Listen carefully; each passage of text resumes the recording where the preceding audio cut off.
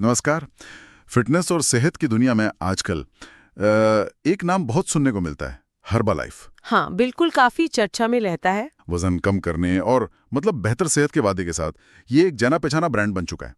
विज्ञापन भी खूब दिखते हैं और वो बदलाव की कहानियां। हाँ, वो बिफोर आफ्टर वाली तस्वीरें। वही।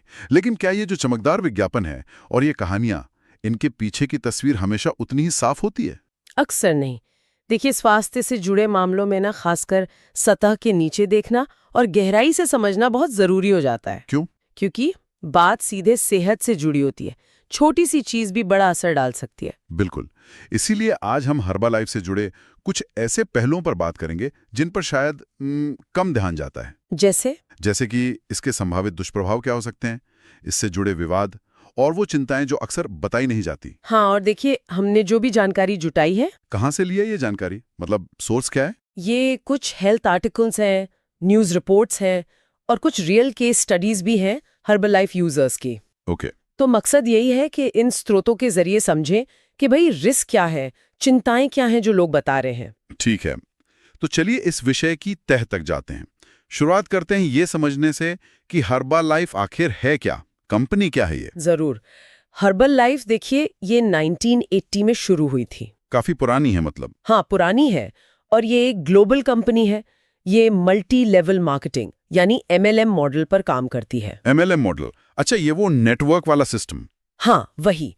मतलब ये सीधे दुकानों में अपने प्रोडक्ट बेचने की बजाय वो अपने इंडिपेंडेंट डिस्ट्रीब्यूटर्स के एक बड़े नेटवर्क पर निर्भर करते हैं। अच्छा।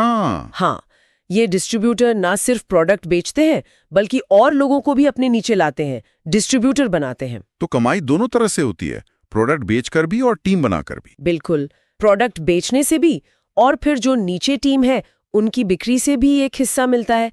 यही MLM का फंडा है। और इनका नेटवर्क काफी बड़ा है, जैसा कि आपने कहा, वैश्विक। हाँ, बहुत बड़ा। 90 से ज्यादा देशों में एक्टिव हैं ये लोग। बाप रे। और इनके प्रोडक्ट्स की रेंज भी काफी बड़ी है।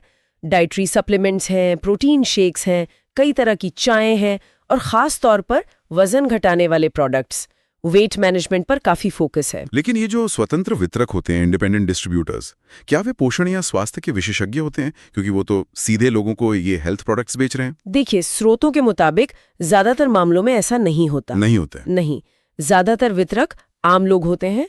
उन्हें ट्रेनिंग मिलती है, लेकिन वो प्रोडक्ट बेचने और नेटवर्क बढ़ाने की ट्रेनिंग होती है। शायद खुद पूरी तरह ना समझता हूँ कि वो क्या बेच रहा है और उसके किस पर क्या असर हो सकता है। खैर, ये तो हुई कंपनी और उसके काम करने के तरीके की बात। अब आते हैं सीधे मुद्दे पर। क्या इन उत्पादों के कोई दुष्प्रभाव, कोई साइड इफेक्ट्स भी हो सकते हैं? क्योंकि बहुत से लोग तो कहते हैं कि उन्हें कोई परेशानी नहीं हुई। ये बात सही है, हर यूजर को प्रॉब्लम नहीं होती। बहुत से लोग बिना किसी शिकायत के इनका इस्तेमाल करते हैं। ये भी सच है। हाँ। लेकिन जो हमारे पास स्रोत हैं, उनमें कुछ ऐसे साइड इफेक्ट्स का जिक्र है जो कुछ लोगों ने अनुभव किए हैं और इनमें से कुछ काफी गंभीर भी हैं, तो इन्हें नजरअंदाज नहीं किया जा सकता। किस तरह के दुष्प्रभावों की बात कर रहे हैं हम? क्या ये कॉमन है? कुछ साइड इफेक्ट्स तो हाँ कॉमन कहे जा सकते हैं, जैसे पाचन से जुड़ी समस्याएं। पेट की गड़बड़? हाँ, जैसे पेट फूलना, गैस बनना या कुछ लोगों को कब्ज की शिकायत हो सकती है। ऐसा शायद प्रोडक्ट्स में जो हाई फाइबर होता है या फिर आर्टिफिशियल स्वीटनर्स होते हैं उनकी वजह से हो सकता है। ठीक है, ये तो फिर भी हल्की फुल्की दिक्कतें लगती हैं, मतलब मैनेज हो सकती हैं शायद। हाँ, शायद। लेकिन बात यहीं खत्म नहीं होती। कुछ लोगों में एलर्जिक रिएक्शंस भी देखे गए हैं। एलर्जी किस तरह की? स्किन पे रैशेज आ जाना, खुजली होना या कभी-कभी थोड़ी सांस लेने में दिक्कत जैसी समस्याएं भी हो सकती हैं। ये शायद प्रोडक्ट्स में मौजूद किसी खास जड़ी बूटी या एडिटिव की वजह से हो सकता है, जिससे किसी को एलर्जी हो। ओके, ये तो हुई आम या एलर्जिक दिक्कतें। जी। लेकिन आपने शुरू में कहा था कि कुछ गंभीर चिंताएं भी हैं। हाँ, और ये पहलू वाकई में चिंताजनक है। कई केस स्टडीज और रिपोर्ट्स में हर्बलाइफ प्रोडक्ट्स के इस्तेमाल और लिवर यानी यकृत को गंभीर नुकसान के बीच एक संभावित लिंक पाया गया है। क्या? Liver damage? हाँ, लिवर डैमेज। कुछ मामलों में तो ये एक्यूट लिवर फेलियर तक गया है, मतलब लिवर का अचानक काम करना बंद कर देना। लिवर फेलियर, ये तो बहुत ही गंभीर बात है। क्या ये किसी खास उत्पाद से जुड़ा है? स्रोतों में खासकर उन प्रोडक्ट्स को लेकर चिंता जताई गई है जिनमें ग्रीन टी एक्सट्रैक्ट की मात्रा ज्यादा होती है। ग्रीन टी एक्सट्रैक्ट, वो तो हेल्दी माना जाता है। हाँ, माना जाता है। लेकिन देखिए, डोज और कंसंट्रेशन बहुत मैटर करता है। हर चीज़ की अति बुरी होती है ना? तो ये अभी रिसर्च का विषय है, लेकिन कई देशों से ऐसी रिपोर्ट्स आई हैं जो इस तरफ इशारा करती हैं। ये महज एक संयोग से ज़्यादा हो सकता है और इसी वजह से ये एक बड़ी चिंता का विषय है। लिवर पर असर के अलावा क्या शरीर के दूसरे हिस्सों पर भी कोई नकारात्मक प्रभाव पड़ सकता है? हाँ, कुछ और बातें भी हैं, जैसे कुछ प्रोडक्ट्स में कैफीन या दूसरे उत्तेजक पदार्थ मतलब स्टिमुलेंट्स पाए जाते हैं। कैफीन जैसे कॉफी में होता है? हाँ, उसी तरह का। अब ये क्या करते हैं कि ब्लड प्रेशर और दिल की धड़कन को बढ़ा सकते हैं। तो जिन लोगों को पहले से कोई हार्ट प्रॉब्लम है, उनके लिए ये जोखिम भरा हो सकता है। ये भी ध्यान रखने वाली बात है। और वजन घटाने वाले कुछ उत्पादों के बारे में मैंने सुना है कि उनमें ऐसे तत्व होते हैं जो शरीर से पानी निकालते हैं, डायूरेटिक्स शायद। सही कहा आपने। कुछ फॉर्मूला में मूत्रवर्धक या लैक्सेटिव्स हो सकते हैं। लैक्सेटिव भी? हाँ, इनका मकसद शायद वजन कम दिखाना होता है शरीर से पानी निकालकर, लेकिन इनके ज्यादा इस्तेमाल से डिहाइड्रेशन यानी शरीर में पानी की कमी हो सकती है। और वो खतरनाक है। बिल्कुल। और सिर्फ पानी की कमी नहीं, इलेक्ट्रोलाइट्स का संतुलन भी बिगड़ सकता है, सोडियम, पोटेशियम वगैरह का। ये सेहत के लिए खतरनाक साबित हो सकता है। तो मतलब साइड इफेक्ट्स की लिस्ट देखें तो मामूली पाचन गड़बड़ी से लेके लिवर फेलियर और हृदय पर दबाव तक जा सकती है। ये वाकई सोचने पर मजबूर करता है। लेकिन कंपनी तो इतने दावे करती है, जोर शोर से प्रचार करती है फायदों का। क्या इन दावों के पीछे कोई ठोस वैज्ञानिक आधार, कोई साइंटिफिक एविडेंस है? यहीं पर देखिए स्थिति थोड़ी धुंधली हो जाती है। स्रोतों के अनुसार हर्बल लाइफ दावे तो बड़े प्रभावशाली करता है, इसमें कोई शक नहीं। हाँ, दावे तो बड़े होते हैं। लेकिन जब बात आती है इन दावों को साबित करने वाले विश्वसनीय, बड़े पैमाने पर किए गए और स्वतंत्र विशेषज्ञों द्वारा परखे गए, मतलब पेयर रिव्यूड साइंटिफिक स्टडीज की, तो उनकी काफी कमी नजर आती है। कमी है मतलब स्टडीज हैं ही नहीं? नहीं, ऐसा नहीं कि बिल्कुल नहीं है, लेकिन जो है वो शायद छोटी हैं या उनकी मेथोडोलॉजी पर सवाल है। खासकर लंबे समय तक इन प्रोडक्ट्स की सेफ्टी और इफेक्टिवनेस यानी असर और सुरक्षा को साबित करने वाले बड़े मजबूत अध्ययन ज्यादा नहीं मिलते। तो फिर ये आत्मविश्वास कहाँ से आता है? मतलब इतने दावे किस बिना पर किए जाते हैं? ज्यादातर समर्थन जो है वो व्यक्तिगत अनुभवों और प्रशंसा पत्रों पर आधारित होता है, मतलब एनेक्डोटल टेस्टिमोनियल्स। अच्छा, वो जैसे लोग वीडियो में बताते हैं कि मेरा इतना वजन कम हो गया है वगैरह। हाँ, बिल्कुल वही। लोग अपने अनुभव शेयर करते हैं कि उन्हें कैसे फायदा हुआ। ये सुनने में अच्छा लगता है, प्रेरक भी हो सकता है, लेकिन वैज्ञानिक नजरिए से देखें तो ये पुख्ता सबूत नहीं माना जाता। क्यों? क्योंकि एक व्यक्ति का अनुभव दूसरे पर भी वैसा ही हो, ये जरूरी नहीं। हर किसी का शरीर अलग होता है। हो सकता है किसी को फायदा हुआ हो, किसी को न हुआ हो, या किसी को नुकसान हुआ हो। टेस्टिमोनियल्स में अक्सर सिर्फ पॉजिटिव बातें ही सामने आती हैं। सही बात है। और उत्पादों में इस्तेमाल होने वाली मुख्य सामग्री, जैसे आपने ग्रीन टी एक्सट्रैक्ट का जिक्र किया, या एक और नाम सुना है गार्सिनिया कंबोगिया, क्या इन पर कोई रिसर्च हुई है अलग से? हाँ, इन सामग्रियों पर अलग अलग क्लिनिकल परीक्षण हुए हैं, लेकिन उनके नतीजे भी आप कह सकते हैं मिले जुले रहे हैं। मिले जुले मतलब कुछ छोटी स्टडीज शायद कुछ फायदा दिखाती हों, लेकिन कोई बड़े और निर्णायक अध्ययन जो बिना किसी शक के कंपनी के सारे हेल्थ क्लेम्स का पुरजोर समर्थन करें, उनकी कमी है।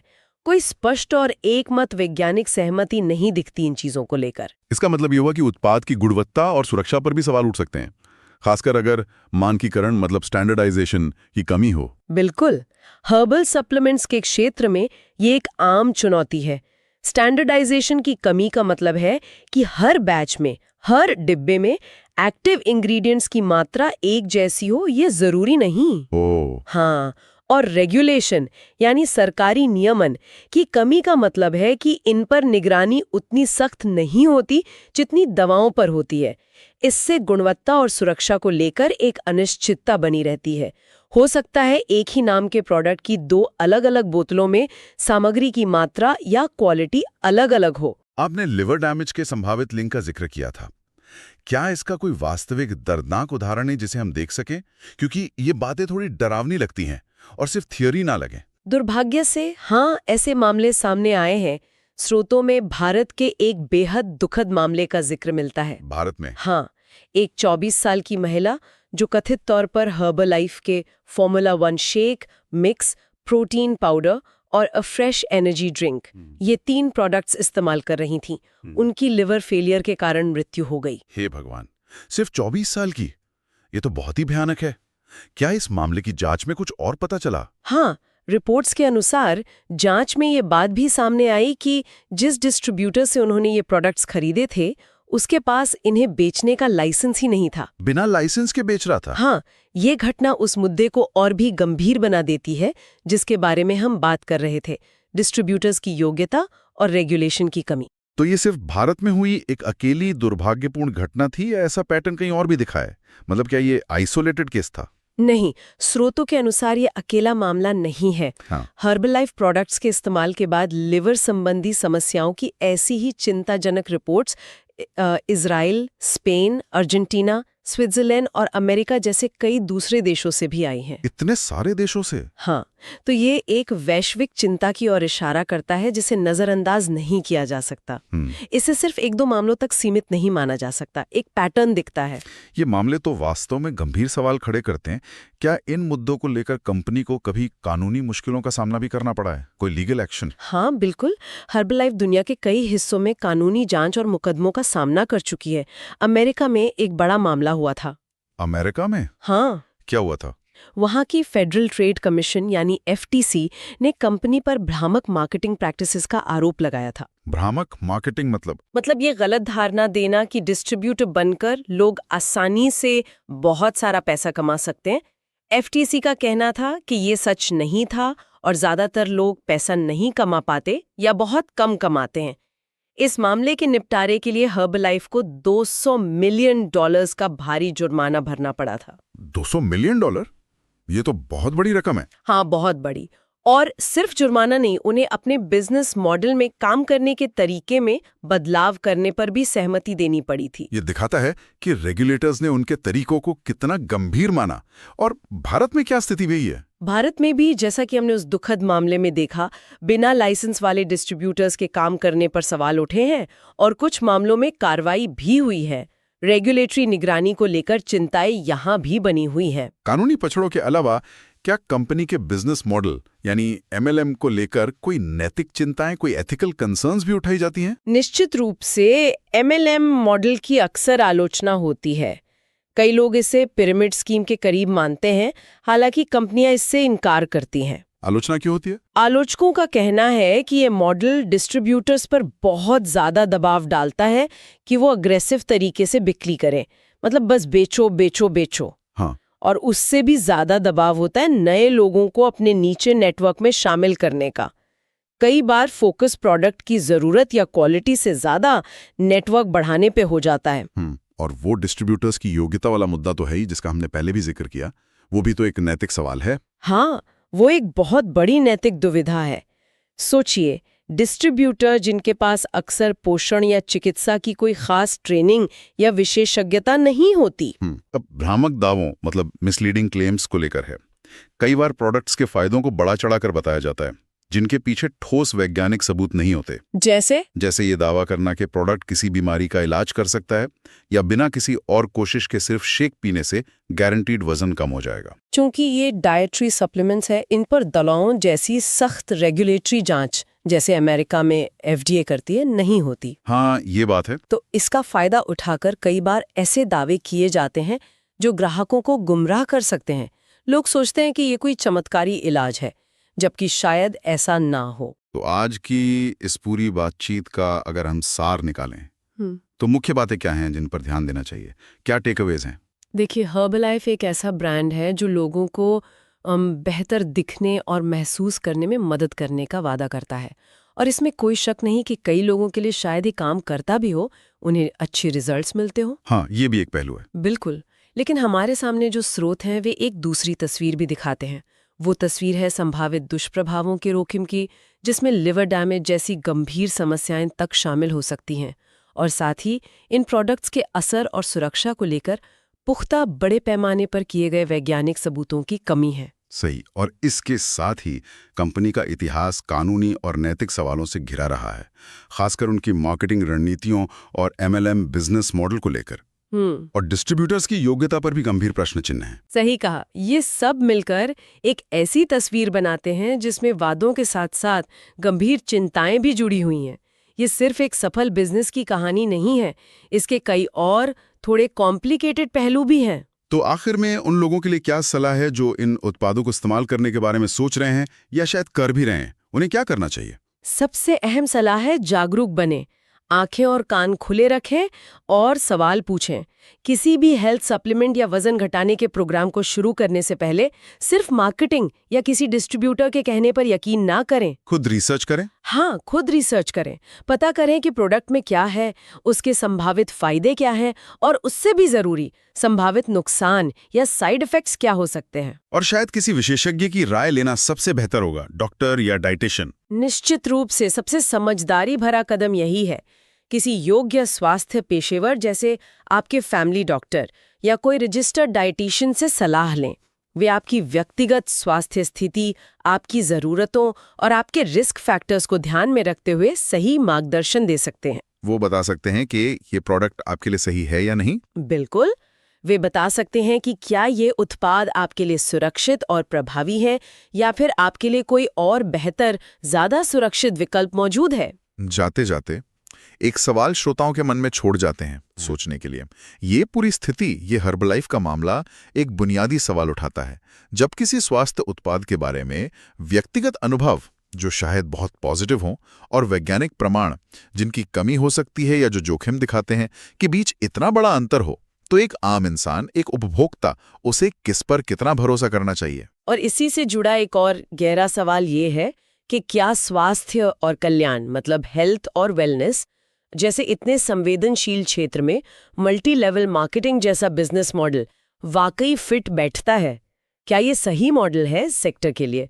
इसके क्या दूरगामी परिणाम हो सकते हैं, ना सिर्फ उन लोगों के लिए जो प्रोडक्ट खरीदते हैं, बल्कि उन लाखों डिस्ट्रीब्यूटर्स के लिए भी जो इस सिस्टम का हिस्सा हैं? इन सवालों पर सोचना जरूरी है।